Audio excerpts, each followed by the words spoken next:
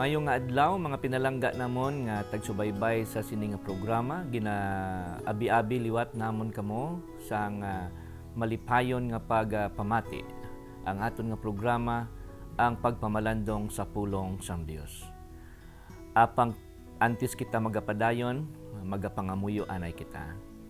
Amay namon nga balaan sini nga adlaw ginapasalamatan ka namon nga makatuon liwat kami sang imo mga bilidhon nga mga kamatuoran sa imo balaan nga kasulatan. Buylugi kami kag hatagi kami sing kaalam ipadala ang imo balaan nga espiritu agod nga makaangkon kami sang paghangop nga suno sa imong kabubuton.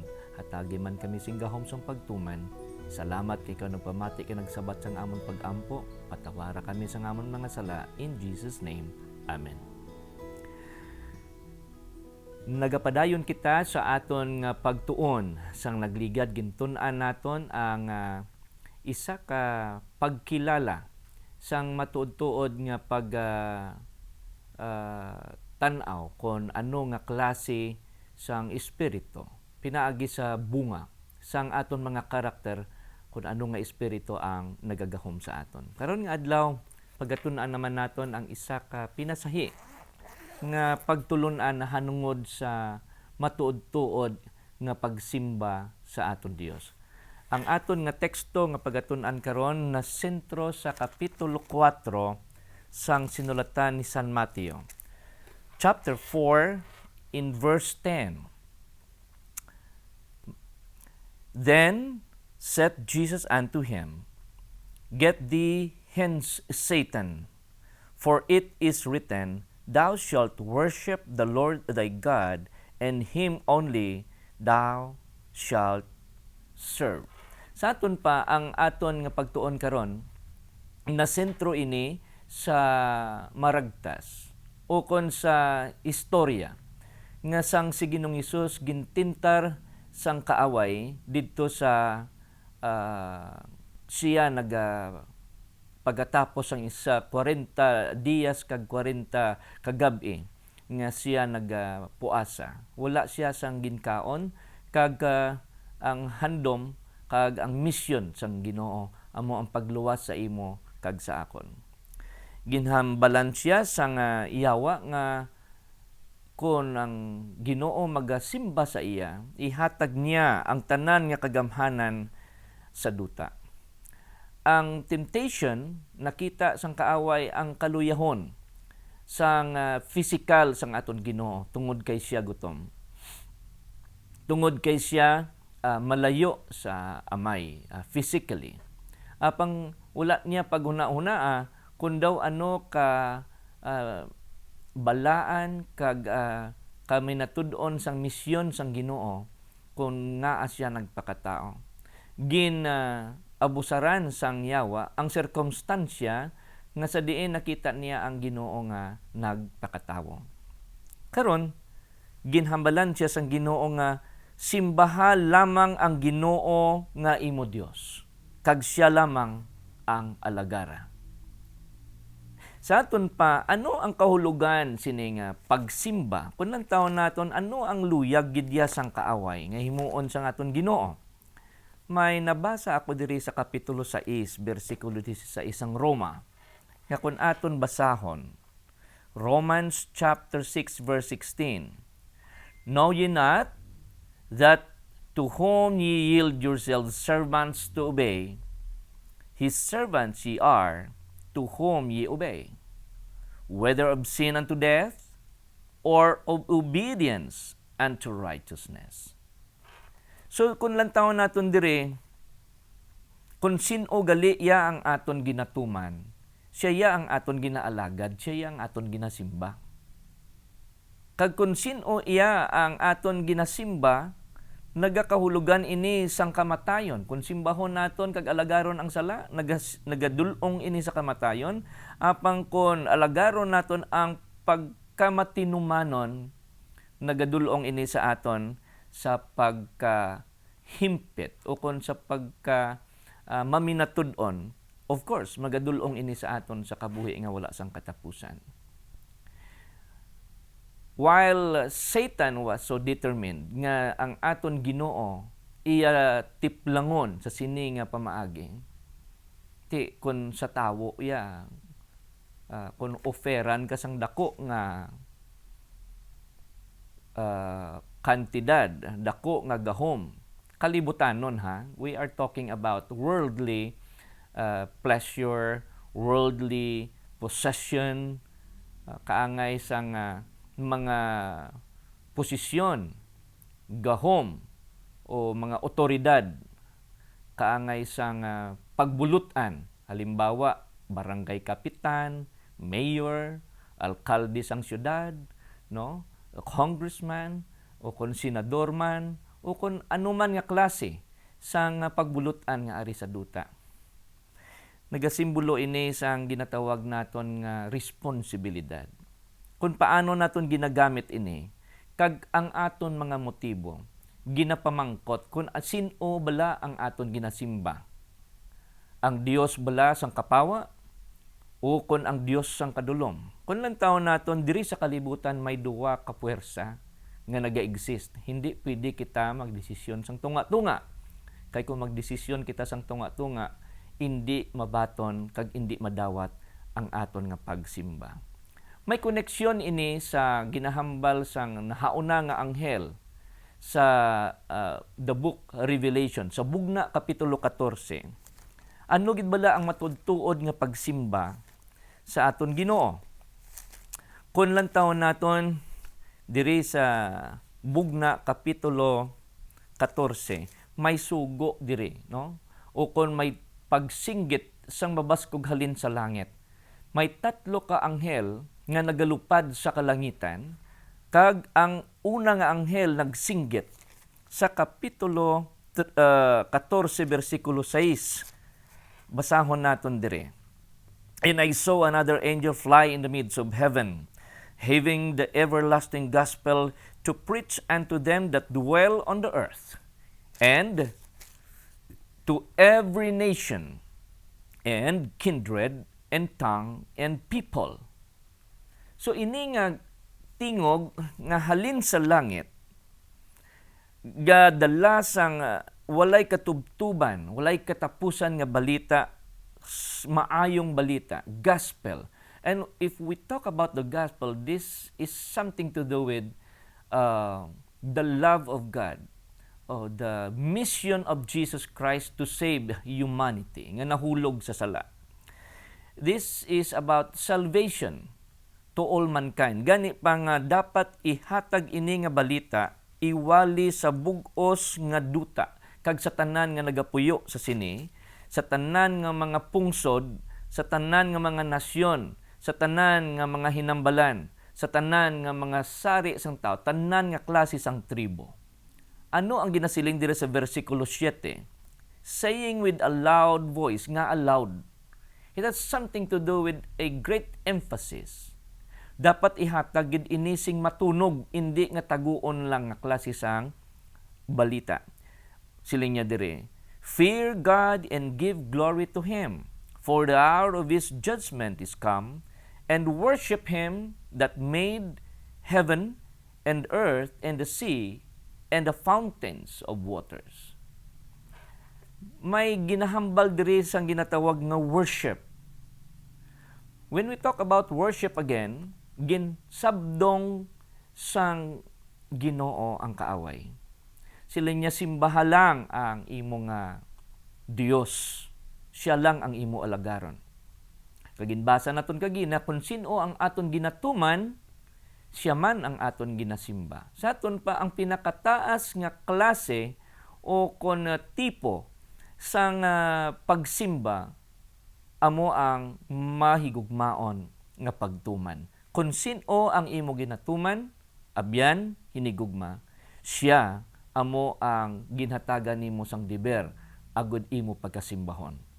If I, myself, and me, kung ang akon kaugalingon, akon permitumanon, sa hindi nagakaigo, bisan pa nagakahulugan ini sang paglapas sa mga kabubuton sang akon Ginoo, then ang akon ginasimba, amo ang akon kaugalingon. So may duwa ka klase sang pagsimba. ang pagsimba sa manunuga kag ang pagsimba sa bisan ano nga bagay kag bisan ano nga sari sang butang diri sa kalibutan.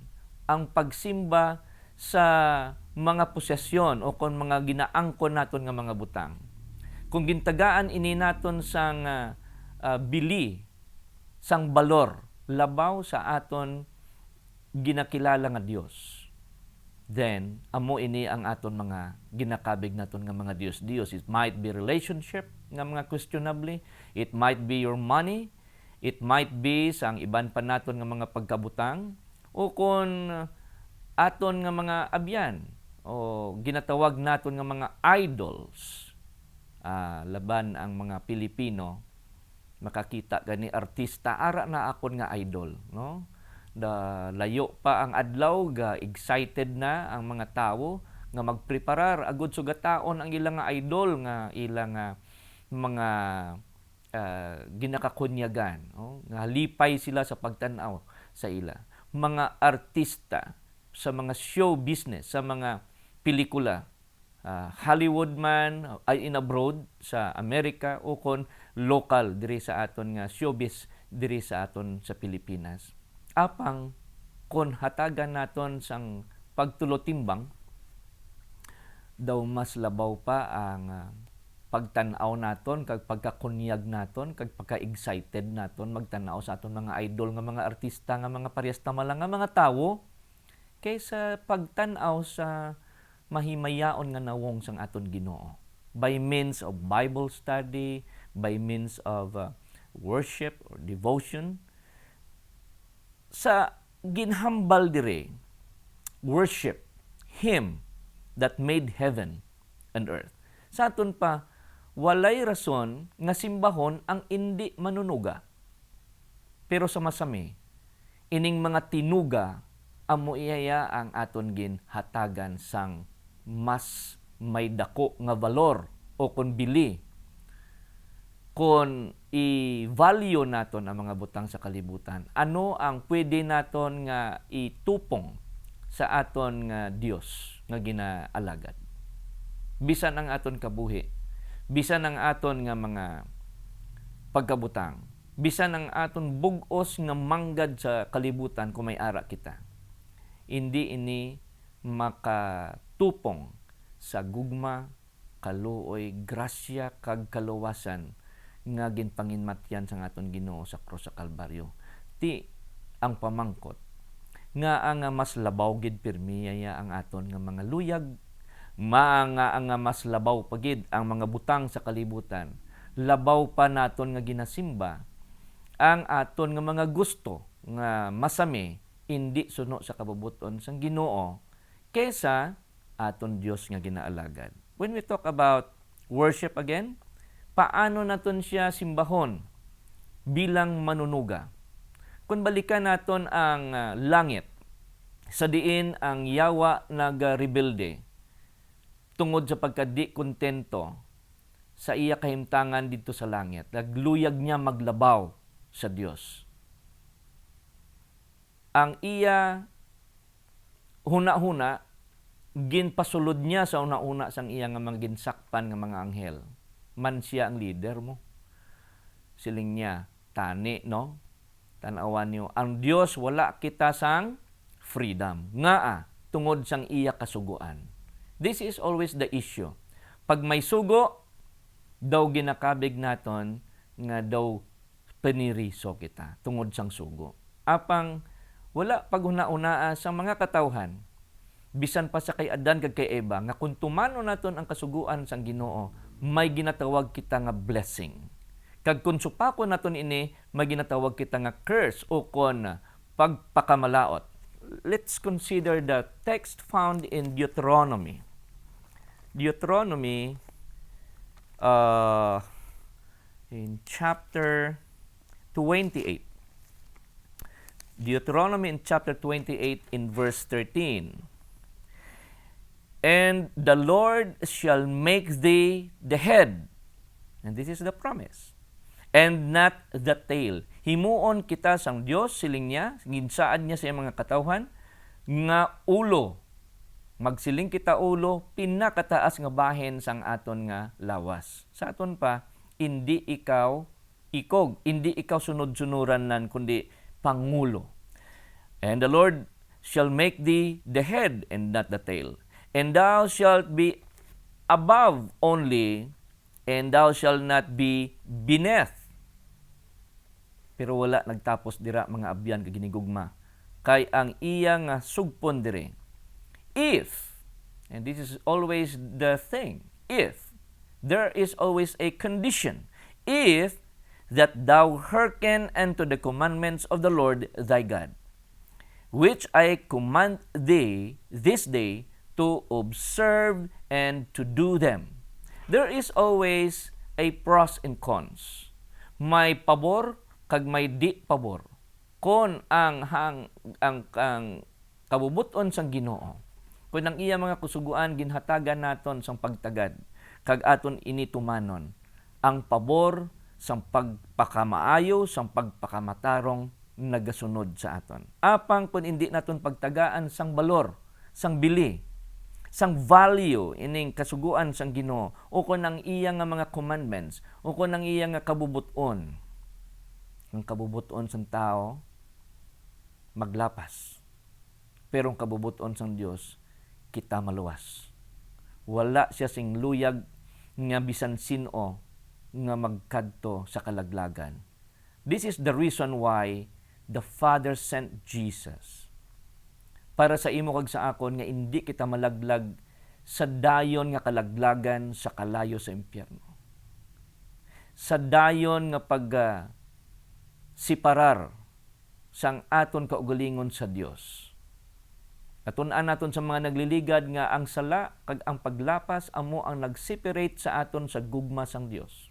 Sa bagay nga siya naghimo sang iya kaugalingon nga paino-ino, nga ikaw kag ako, iya luwason pinagi sa pagpadala sang iyang bugto nga anak. Kay nakita sang Dios nga ang tawo maluya from Adam and Eve hasta gid sa aton kapanahunan karon. Gani nagdesisyon siya nga iya ipadala magpakatawo si Ginoong Hesus. Agod sa iya nga pagkamatinumanon, maluwas niya kita nga kung kita magtuo kag pasudlon siya sa aton kasing-kasing kag huna-huna, mahimo man kita nga mangin maminatud-on kag mangin matinumanon. The kind of worship nga luyag sang Ginoo sa aton, hindi sang kun ano nga mga bagay, kundi number one, ang pagiging matinumanon. Because this is the only way in which we can prove, we can manifest our real intention kung nga nagaalagad kag nagasimba kita sa iya. Bisan adlaw-adlaw kita magsimba sa Dios, apang wala kita nagtuman sa iya, ina nga pagsimba, hindi niya inipagdawaton. Try to consider these things. Kay kung tumanon lang naton, hindi niya kapag ibutang sa dalom, ibutang kaniya permi sa babaw. Himuon kanya nga ulo, kag hindi ikog. Sa aton pa, God wanted us always to think of the real thing nga gusto niya matabo sa imo kag sa akon kinabuhi. Luyag sang Dios, the best thing that He can give to us. Think of the best things. God wanted it to be ours. Sa aton ang pagpili abyan, kung luyag naton ang kunon ini, then mahimo naton ini paagi sa paagi sa gahom sang pagtuman nga ginabutang sang Ginoo sa aton mga dugan. Try to consider kung madawat ang aton nga pagsimba. Lantaw naton diri sa kapitulo sa 7 sang Marcos. Mark chapter 7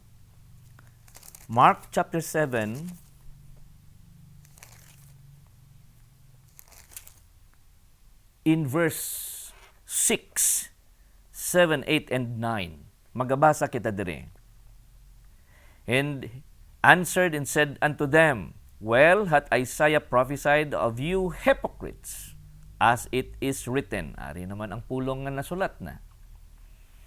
These people honoreth me with their lips. Ini nga mga katawhan nagasimba o kung nagdayaw sa akon sa ilang mga bibig, but their hearts is far from me. Paano naglayo ang ilang mga kasing-kasing sa Ginoo? Samtang sila hambal sa paghatag sang dungog sa Ginoo. Versikulo 7 ginpaathag diri sang Ginoo, howbeit in vain do they worship me, teaching of doctrines, the commandments of men. Sa aton pa, ang mga kasuguan gali sang tawo, hindi iniiya makapahamuot sa Dios. Ginkambyuhan ta ang kasuguan sang Dios sa aton mismo kasuguan, nga labag sa kasuguan sang Dios. Nagakontra sa kasuguan sang Ginoo. Mostly ang aton mga tradition. This is it. Verse 8, silinya diri, for laying aside the commandment of God, ye hold the tradition of men, as the washing of the pots and cups, and many other such like things ye do. Silinya, amo niyang inyong mga naandan, amo ning inyong mga pinalaton-laton nga mga sugid, pinalaton-laton nga mga istorya, inyo ginapalabaw ini, labaw pa sagi sa mga kasuguan sang Ginoo. So gin-set aside, ginpahigad ang pulong kag ang mga kasuguan sang Dios, agod nga tumanon ang mga pinalaton-laton nga istorya, mga tradition sining mga katawhan, kaangay sang pagpanghugas sa mga cup, pero ang kasing-kasing wala mahugasan. Ang kasing-kasing nagahandom permi sa pagpatay sa Ginoo, sa pagkahisa sa Ginoo, sa pagrebelde sa iya mga pulong. Verse 9, sila niya diri, and he said unto them, fool, well ye reject the commandments of God, that ye may keep your own tradition. Kita naton kung paano ang ginatawag naton nga pagsimba. Ti ano gali ang tuod-tuod nga pagsimba? Kay luyag sang Ginoo, ginsabdong niya ang kaaway, ang yawa, simbaha lamang ang Dios. Kag siya lang, kag wala na sang iban. Alagara ang imo Ginoo nga imo Dios. Paano naton alagaron ang Ginoo? As I have said a while ago, we can only worship God fully and truly by our loving obedience. Paano naton alagaron ng Ginoo? Tumanon ta siya. Though we tell Him, Lord, Lord. When we say Lord, means master, master. May master bala nga wala ginatuman. Abyan hinigugma, magsiling kita nga master, tumanon gid naton. God, our Lord and our Savior, ang aton nga manluluwas. Many of us are wanted to consider God as our Savior, but not Lord. Gusto ta luwason lang niya kita, pero hindi tayo mag-alagad sa iya. Hindi ta siya himuon master. Kaya ang aton luyag masami, amo ang aton ginhatagan sang bugat in terms of decision making. So paano ta siya simbahon? Di ta pagkalimtan kung ang tagsa katawo humalin kay Adan kag Eva, nagtuman lang kunta sa pulong sang Ginoo kag sang iya mga kabubuton, wala tani kita napahalayo sa Ginoo. Ang tuod-tuod nga pagsimba makita sa tunga-tunga sa tagipusoon sang iya napulo kasugo. Let's consider the fourth commandment of the 10. Diri sa napulo kasugo ang ginhambal sang Ginoo kag ginsugo sa iya mga katawhan pagkatapos nga ginpagwa sila didto sa duta sang Ehipto. Tungod kay luyag sang Dios nga simbahon siya sang iya mga katawhan. Kay didto sa Ehipto, tungod sa ila pagka-esklabo, sa ila pagkaulipon, they don't have any more time to worship their God. Gani sang ginpagwa sila sang Ginoo, luyag sang Ginoo, hatagan sila sang pagpakilala. Nagpakilala ang Dios sa bersikulo 1 sang kapitulo 20 sang Exodus. And God spake all these words, saying, verse 2, I am the Lord thy God, which have brought thee out of the land of Egypt, out of the house of bondage. Luyag sang Ginoo, magguwa sila dito sa balay sang pagkaulipon. Luyag sang Ginoo nga magpakilala sa iya mga katawhan nga siya ang Dios nga nagigugma sa ila, naghatag sa ila sang tagad sang ila nga mga kinahanglanon. Thou shalt have no other gods before me. Hindi na sila magsimba sa iban pa nga mga Diyos-Diyos. In verse 9 or verse 8, sa tunga-tunga sininagsiling siya, remember the Sabbath day to keep it holy.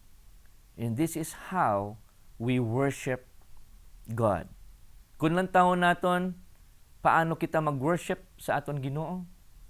Kay na sa ikauna nga anghel sa Bugna Kapitulo 14 versikulo 7, sila niya, worship Him that made heaven and earth, and the seas and the fountains of waters. Sa aton pa, if we remember God, nga siya ang nagtuga sa bugos nga kalibutan, wala sing rason nga hindi naton siya pagsimbahon. And we worship only the Creator and not the created beings, even sang aton nga mga luyag. In verse 9, 6 days thou shalt labor and do all thy work. Verse 10, but the seventh day is the Sabbath of the Lord thy God. In it thou shalt not do any work, thou, nor thy son, nor thy daughter, nor thy manservant, nor thy maidservant, nor thy cattle, nor thy stranger that is within thy gates. In verse 11, for in 6 days the Lord made heaven and earth, and the sea, and all that in them is, and rested on the seventh day. Wherefore the Lord blessed the Sabbath day and hallowed it. Ano nga adlaw ang aton magpagkilala, kag pagpanumdom, kag paghanduraw sa mga gintugas sang Dios sa bugos nga kalibutan.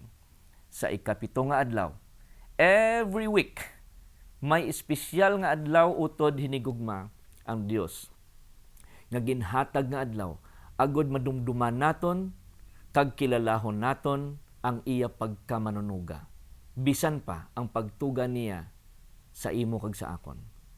Ang pagtuga niya sang bilog nga universo, sa tanan nga mga butang nga aton makita, kag bisan pa sa mga butang nga hindi makita. Kung aton inidumdumon, wala sing rason nga hindi naton siya pagtumanon. Wala sing rason nga masipyat kita sa aton pagsimba sa iya. Kay pinaagi sini, hatagan niya kita sang gahom, bag-o nga gahom, nga hindi niya kita ibutang sa ikog, kundi himuon niya kita nga mga ulo. Kung kita magtuman sang iya nga mga kasuguan. And this is the highest form of worship once again. The loving obedience to all the commandments of God.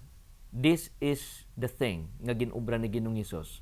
Kag hindi man matuman sang tawo, si Ginoong Hesus ang nagtuman sini para aton siya ilugon.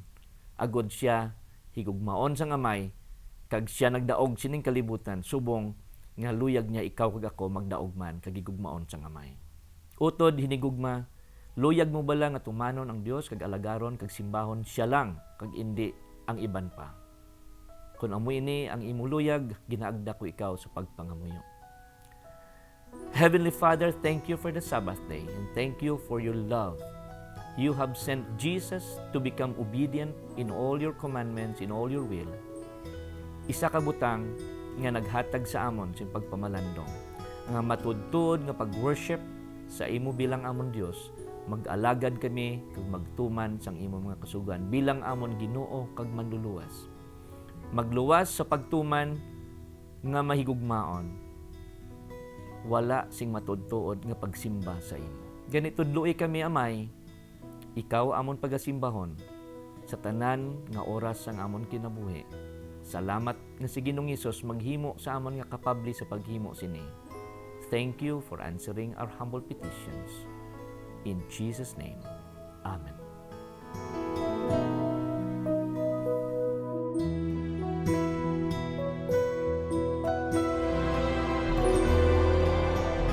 He's Coming Broadcasting Network.